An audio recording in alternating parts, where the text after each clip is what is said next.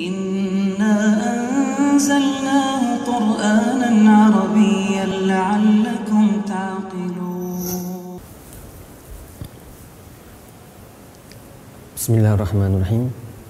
Assalamualaikum warahmatullahi wabarakatuh.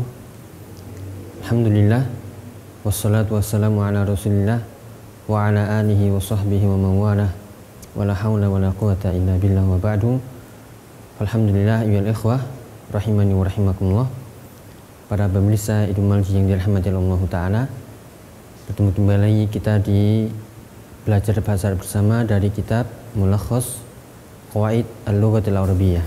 Insyaallah pada kesempatan kali ini kita masih melanjutkan tentang khabar inna. Tentang khabar inna.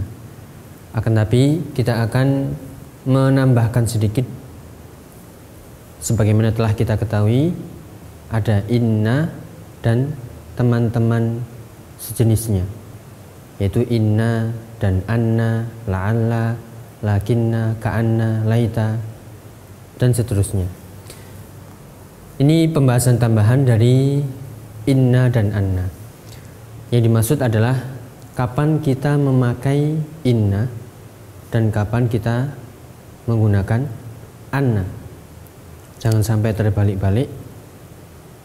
Yang seharusnya inna kita menggunakan anna, yang seharusnya anna kita malah menggunakan inna. Maka kita harus tahu dalam pembahasan nahwu kapan menggunakan inna dan kapan menggunakan anna.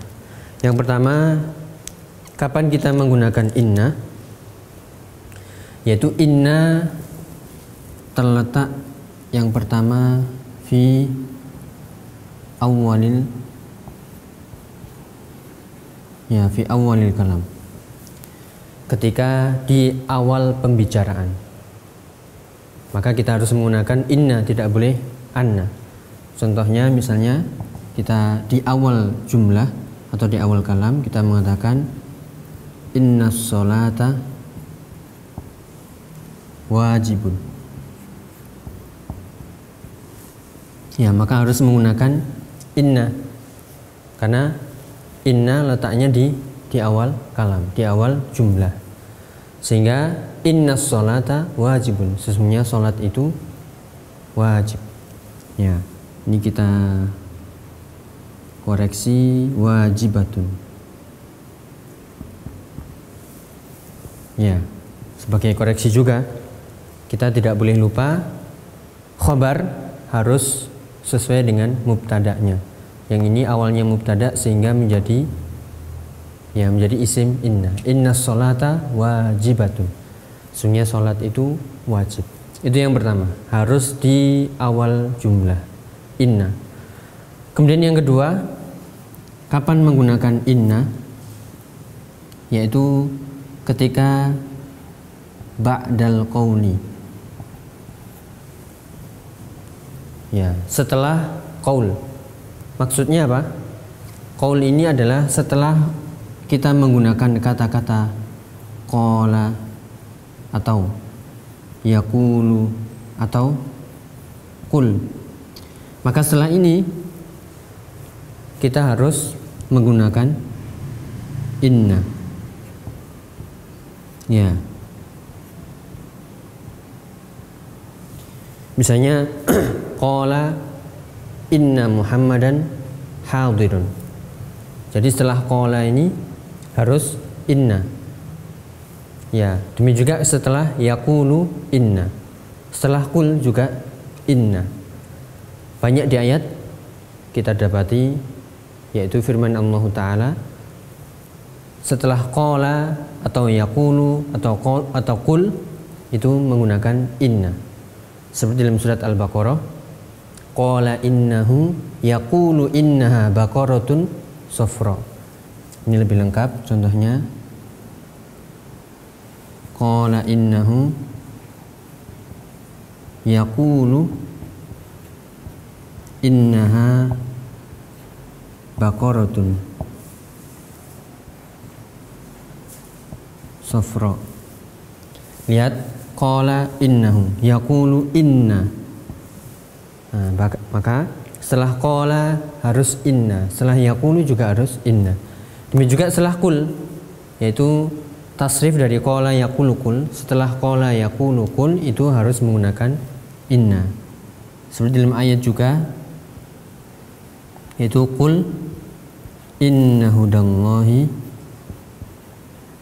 huwal huda. Ya, setelah kul inna.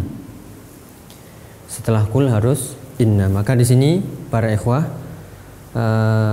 setelah menggunakan kata-kata qala, yakunu, kul, setelahnya itu harus inna. Tidak boleh menggunakan qala Muhammadun anna, tidak boleh. Atau qultu anna, tapi harus qultu innaka najihun misalnya. Ya, jadi harus menggunakan kata-kata setelah qala dia harus menggunakan inna. Kemudian yang ketiga, kapan kita menggunakan inna, yaitu setelah ba'dal qasam. Apa itu qasam? Setelah sumpah. Misalnya wallahi innaka najihun. Wallahi innaka, setelah wallahi qasam sumpah harus menggunakan inna. Wallahi innallaha ghafurun misalnya. Demi Allah, sungguhnya Allah itu Maha Pengampun. Atau tallahi kita menggunakan qasam yang lain, tallahi inni hadirun misalnya. Jadi harus menggunakan inni, tidak boleh wallahi annaka, wallahi anna Muhammadan. Harus menggunakan wallahi inna. Itu yang ketiga. Kemudian yang keempat, masih dari pembahasan kapan menggunakan inna, yaitu ketika setelah jumlah silah mausul, silatul mausul. Setelah jumlah silatul mausul. Apa itu silah mausul? Sering kita dapati misalnya jaa alladzi. Ya, maka setelah alladzi inilah namanya silah mausul, yaitu yang menghubungkan isim mausul. Atau lebih mudahnya kita katakan, kapan kita menggunakan inna? Setelah isim mausul. Jika kita ingin menggunakan inna, maka gunakan inna, bukan anna. Jika kita ingin menggunakan untuk takkid setelah isim mausul, untuk menekankan, maka kita harus menggunakan inna. Ja'alladzi innahu hadirun misalnya, yaitu telah datang yang sungguhnya dia hadir. Ya, ini yaitu menggunakan inna. Setelah alladzi yaitu inna. Kemudian yang kelima, yaitu ketika jumlah yang menunjukkan hal. Ya, jumlah haliyah. Ini mungkin bagi sebagian ikhwah baru, akan tapi di sini kita jelaskan secara ringkas saja. Kadang hal itu bisa berbentuk jumlah, sebagaimana khobar. Khobar ada yang berbentuk mufrad, kemudian jumlah dan syibhu jumlah. Demikian juga hal. Contohnya misalnya qabaltu Muhammadan wa innahu yasta'iddu lis-safar. Ya, misalnya ini qabaltu Muhammadan wa innahu yasta'iddu lis-safar. Ya, di sini ada jumlah haliyah, yaitu wa innahu.